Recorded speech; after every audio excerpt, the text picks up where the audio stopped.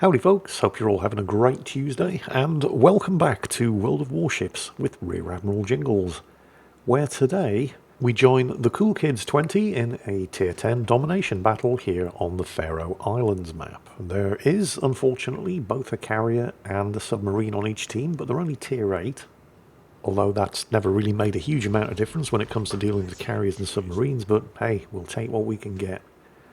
As usual, the matchmaker has done a bang-up job of balancing the teams, giving the enemy team only one radar in the shape of the Alexander Nevsky, and at first glance, Cool Kids' team 2 radars in the shape of the Des Moines and the Gdansk.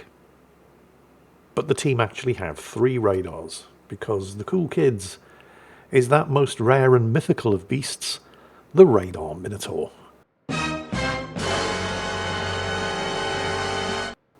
Nobody expects a radar Minotaur. These things, they're like finding a unicorn down the back of your couch when you're looking for spare change, and there are several very good reasons for that. But there's another thing that nobody really expects, and that's for a Tier 8 carrier to try to conduct a torpedo attack on a Tier 10 light cruiser right at the start of the battle either.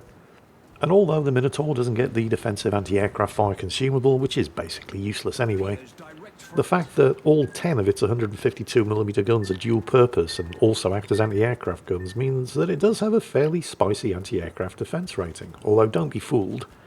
I think the fact that it was also, at the time, sailing within the AA bubble of a carrier, a Wujing and a Des Moines probably has something to do with the remarkable failure of that particular airstrike. But at the same time, the Minotaur's anti-aircraft firepower is definitely not bad. Just as long as you're aware that even in the Minotaur, if a carrier, even a Tier 8 carrier, catches you alone, strong AA or not, all you're going to do is cost them some aircraft. But onto the rarity of this most mythical of unicorns, the radar Minotaur. The reason why these things are so rare is because of what you have to give up in order to get the radar, because in order to get the surveillance radar consumable on HMS Minotaur, you have to give up the smokescreen consumable. And that's an incredibly brave choice to make, mostly because of the Minotaur's armour. The Minotaur is hilariously badly armoured, even by light cruiser standards. The plating on this ship is only 16mm thick.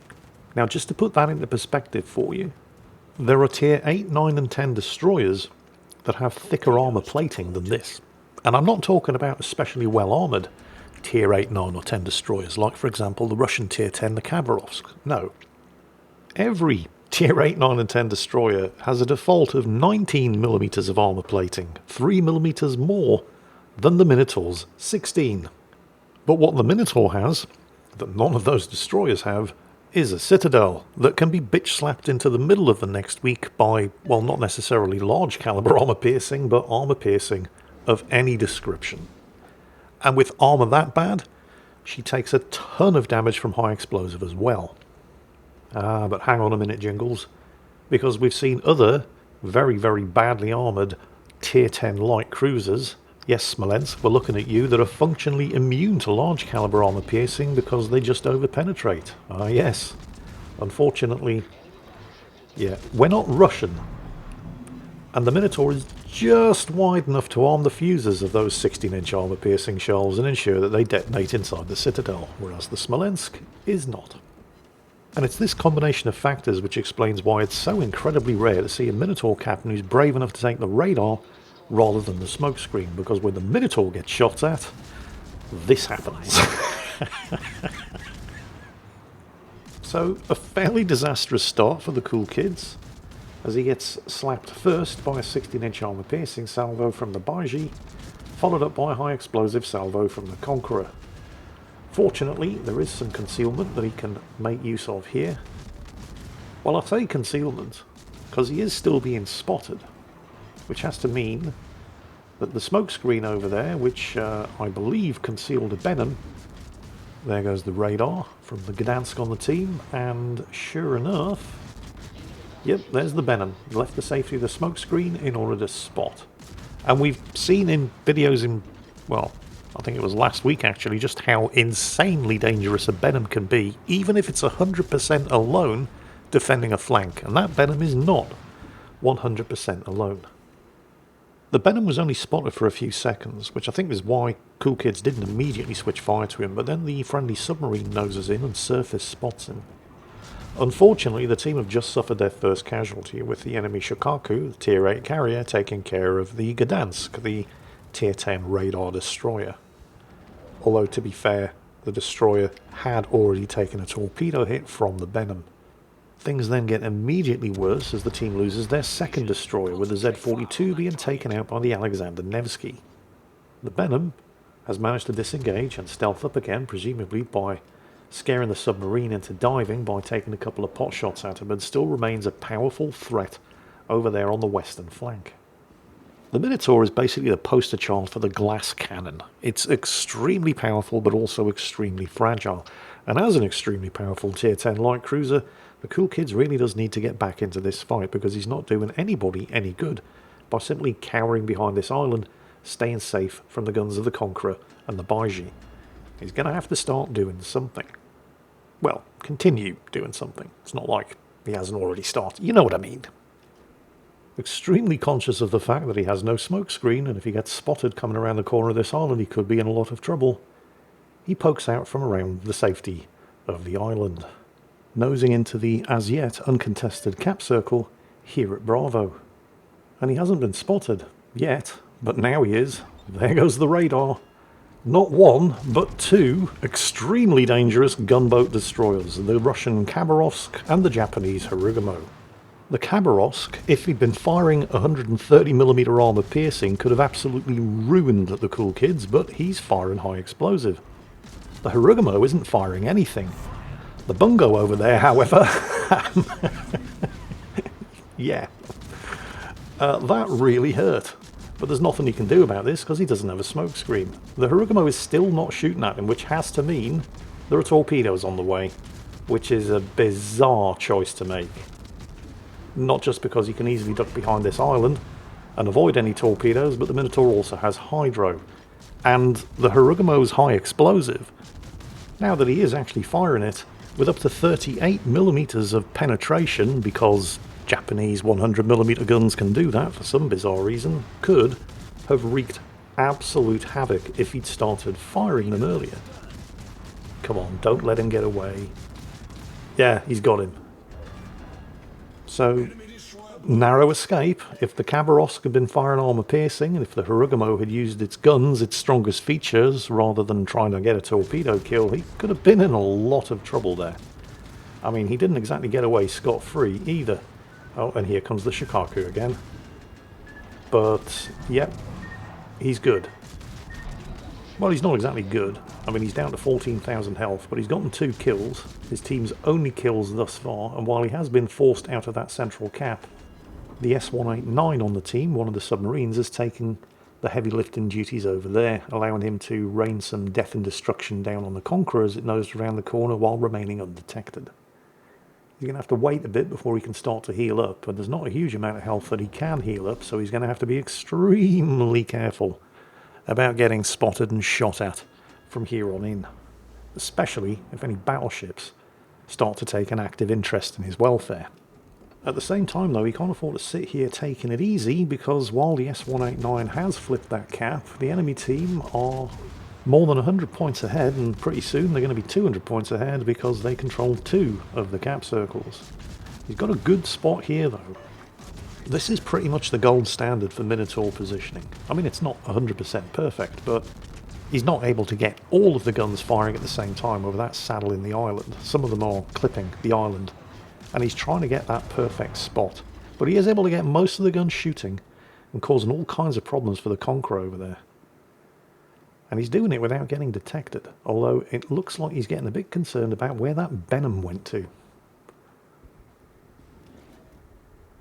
The team have just lost the North Carolina that tried to push into the central cap at Bravo in support of the S-189. However, the friendly Montana that he's divisioned up with has managed to even the scores by taking out the enemy Zeton, so it's a battleship for a battleship. That's a points neutral exchange. And the continued 5-inch gun barrage on the Conqueror there prevents it from flipping that central cap at Bravo and puts the team 1 kill ahead, with Cool Kids claiming his 3rd kill. Okay, things are, I mean, they're not good, The enemy team are still 100 points up, and they do still have 2 of the cap circles. But they're a lot better than they were a few minutes ago. Now, where did that pesky Benham go to? The team are down 1 radar because they've lost the Gdansk. The Gdansk, by the way, doesn't have to choose between radar or smoke. It gets both. If you see a Gdansk on the enemy team, you know it's always going to have a radar. If you see a Minotaur on the enemy team, though, well, do you feel lucky, punk? I mean, you're probably going to be fine. It's extremely rare to see a radar Minotaur, because having the smokescreen is just so much safer. But it's usually best to wait until you see it smoke up before you commit, just in case. There's the Benham. He has smoked up. It's not going to do him any good because here's the radar. His division mate, Wolfman 85A in the Montana, has just gotten himself another kill, taking out the Alexander Nevsky. The enemy team are now 100% radar free. And the thing about the Minotaur's radar, it's actually very, very good. Look at the duration, which means the Benham has no option other than to bend over, put his head between his legs and kiss his ass goodbye. With the division racking up the shoulder-to-shoulder, general offensive and strike team medals into the bargain. He's going for the Smolensk now. And while it hasn't happened yet, the Smolensk is aware and is swinging his guns around and is going to engage him. But what about that Benham? I know he's dead. The cool kids took him out nearly a minute ago. But the thing about the Benham's torpedoes, yep, they are so incredibly slow. It took them this long to get here. So that was unfortunate. He's now flooding from the torpedo hit, and he's burning from the 130mm high explosive being flung his way from the Smolensk. Oh, and there's an enemy submarine up ahead as well. He doesn't rush to use the damage control, however, before he knows he's not going to get set on fire again immediately by the Smolensk, and then switches his fire to the enemy submarine. As the shots that he had in the air take out the Smolensk, giving him the Kraken Unleashed and the Coordinated Attack Award, and then immediately finishing off the submarine for the Double Strike and the General Offensive Award. There are now only 3 ships left on the enemy team. Cool Kid's team have only lost 3 ships. The enemy team only have 3 left. And he sunk 6 of them. In all the excitement, you may have missed something fairly amusing in chat. The Benham had a thing or two to say about the presence of a radar Minotaur. Yeah, nobody expects the radar Minotaur. Its chief weapons are surprise. Surprise and fear. Actually, that's 2. Oh, you get the idea. I'm not going to do the whole sketch. Everybody's seen it. You know what I'm talking about. It's the reason why it's a meme. It's also more or less at this point where the enemy team do start to get a little bit salty in chat. That's how you know you've done well, when the enemy team start moaning about you. There's the bungo. Honestly, I had no idea what that was. I had to go and look it up. It is apparently a development of the Key class. It's basically a bigger key. It's about 9,000 tons. Not a huge amount more displacement by battleship standards, but it is armed with 18-inch guns, which explained why it gave him an almighty bitch slapping earlier on when he caught a couple of shots from it. The carrier, I don't know if you saw that in chat, he's already given up. He's just hastening my death, will you? I'm sure Cool Kid's team will be only too happy to oblige. Meanwhile, he's continuing to... he's actually scoring hits here, which is pretty good, since he can't actually aim for the waterline on the enemy battleship, because he can't see it, because it's behind an island. He's using the torpedo targeting indicator there to give him some idea of which way and how fast he's going, in order to give him better chance of leading his shots successfully. He's managed to flip the cap up here at Alpha. Now that pesky Benham's been taken care of, adding yet another medal to his already impressive collection. The enemy Iowa is starting to get particularly salty, complaining about the fact that everybody's in a division. Well, they're not. Although perhaps he's referring to the fact that the only people on the team with any kills are all in this division. And yeah, that's fair. I mean, that's certainly true. Now he's complaining that 9 of you all got the same achievement at the same time. Well, that's not completely true. 3 of them all got the same achievement at the same time, but there were so many achievements it just looked like there were 9 of them getting those achievements. And there's the final kill. Right as the carrier, who was just begging to be killed, starts complaining that they're all nothing but a bunch of sweaty tryhards. Let's see. General offensive, twice, a division award. Confederate, an individual award. Strike Team, a division award. Shoulder to Shoulder, another division award. Double Strike, individual. Dreadnought, individual. Kraken Unleashed, obviously an individual award. And, wow, Coordinated Attack, yet another division award. The cool kids finished this battle with more than 3,000 base experience, and his buddy in the Montana didn't do that badly either. Commiserations, of course, to the top 3 on the enemy team, who scored more than 1,000 base experience on a defeat. But I think you'll agree it was a fairly convincing victory. This was definitely not an episode of A Game of Throws.